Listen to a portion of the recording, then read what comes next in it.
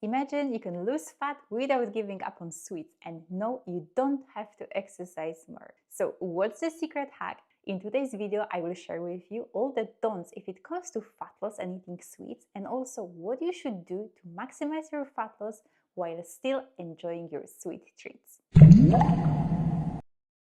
So let's start with don'ts and what you shouldn't be doing if you want to lose fat but still enjoy some sweets. First one is skipping meals to save calories. Of course, to lose fat, you need to be in a calorie deficit. There is no other way, but you also have to be realistic and account for the metabolic implication and what happens to your metabolism and cortisol balance if you skip meals. And there are two problems here. First, if you skip your lunch, you're risking overeating for dinner. And if you skip your dinner, you're risking overeating most likely unhealthy foods or snacks late in the evening or even night. Eating late is actually one of the worst things you can do if it comes to fat loss. If you eat late, especially carb-rich and sugary foods, you spike your insulin. And that way, you're shortening the window during the night when your body can enter the fat-burning mode. This happens when your insulin drops and glucagon, the fat-burning hormone, gets activated. Anyway, eating big meal or eating late at night, none of this is helpful or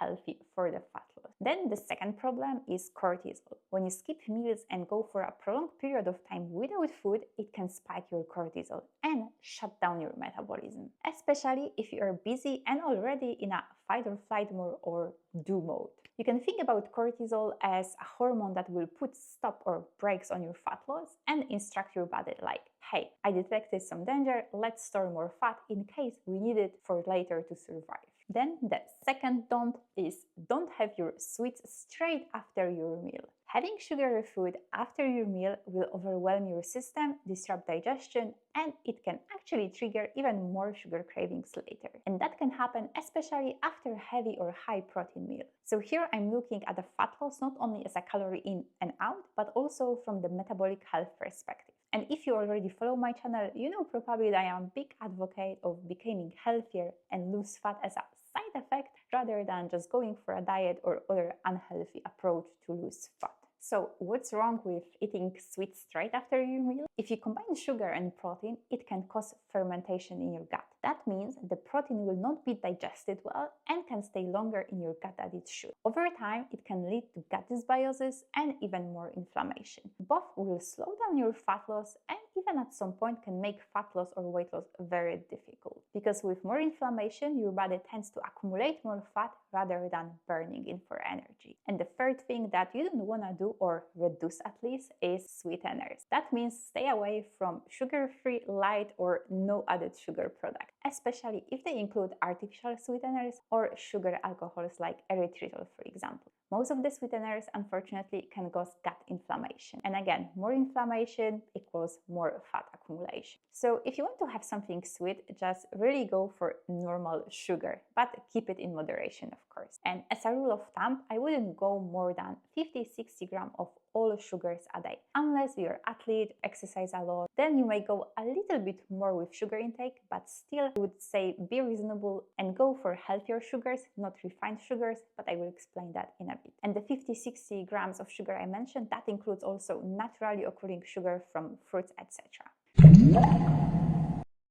So if you stick to those 3 rules, that's 50% of your fat loss success. And now let's take a look at the other 50%, which is what you should be doing, and more precisely how and when to have those sweets without compromising your health and your fat loss. So the first thing is meal timing. Instead of skipping meals, have at least 3 regular meals. Ideally, big breakfast, smaller lunch, and light dinner. I personally don't like to have big breakfasts, so I aim for 2 mini meals in the morning. Protein smoothie when I wake up around 7 a.m. and then oat, chia pudding or porridge or eggs and sandwich later around 10 a.m. And that could be option too if you're a person that doesn't like big breakfasts. That way also you avoid risk of overeating or suppressing your metabolism, and you also optimize your fat loss. Then the second thing is sugar timing. So when is the best time to have those sweets so you can still continue losing fat? Ideally, wait 1 hour after your meal to have something sweet and try to fit the sweet treats in the morning or afternoon. I would say 4 p.m. the latest. And if it comes to that waiting time after your meal, the only exception would be having pineapple or papaya. Probably you don't consider those as a sweet treat, but those are the only acceptable sugary foods, I would say, because they contain natural digestive enzymes that will help you break that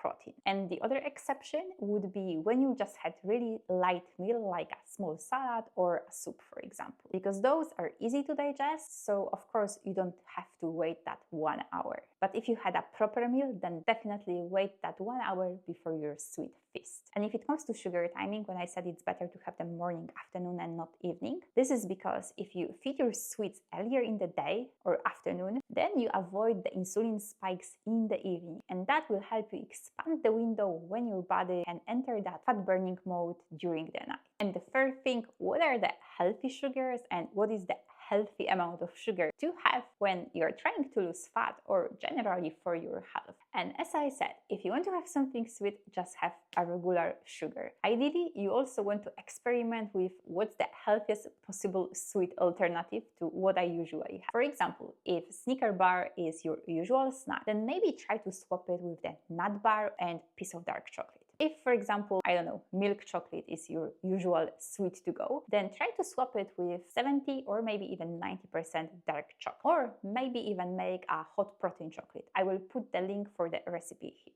I like to be creative if it comes to healthy sweets and how I can upgrade the usual boring healthy sweets so they taste really good and I don't feel like I'm missing out on something. So to give you an example, if I make my gluten-free banana bread or batch of gluten-free cookies, I like to add, for example, layer of nut butter, smashed raspberries, and maybe even sprinkle some grain-free granola for extra crunch. I call it my cookie sandwich or banana bread sandwich. And when I tried that first time, I was like, wow, this is actually amazing. What is also important to remember, with time, your taste bud can change. So you may be surprised, but at some point you will start really liking and enjoying those healthier sweet alternatives. I used to be a big fan of Starbucks muffin and milk chocolate. Now my taste bud completely changed, and I also need less sugar overall to satisfy my sugar cravings. I'm totally happy with my homemade banana bread, my coconut protein bountiful 90% dark chocolate, or my yogurt chia bowl with granola, fruits, cacao nibs, and honey. They are so delicious. I don't crave the bad sugars anymore, so I know it's 100% possible, but it of course takes time. But if you're like, nah, nothing's gonna replace my Oreo cookie or I don't know, milk chocolate, then as I said, you don't really have to quit the sugar completely if you don't overconsume it. I would highly recommend to use one of those fitness calculators to calculate your daily sugar intake. And if you see you consume more than those 50-60 grams of all sugar a day, then definitely think about how I can decrease that sugar intake gradually. And if you are within that 50-60 range, think about how you can swap refined sugar with healthier options. Maybe more fruits, honey, or pomegranate molasses. Those are healthy sugar because apart from sugar, you also get fiber, antioxidants, and some minerals as well. And again, fat loss doesn't have to be restrictive. If you want to lose fat or weight, you need to do that in a way that it's sustainable and enjoyable. You want to find the sweets that satisfy you, but also are healthy and not packed with sugar. Otherwise, there is a limit how long you can just power through the sad and plain diet.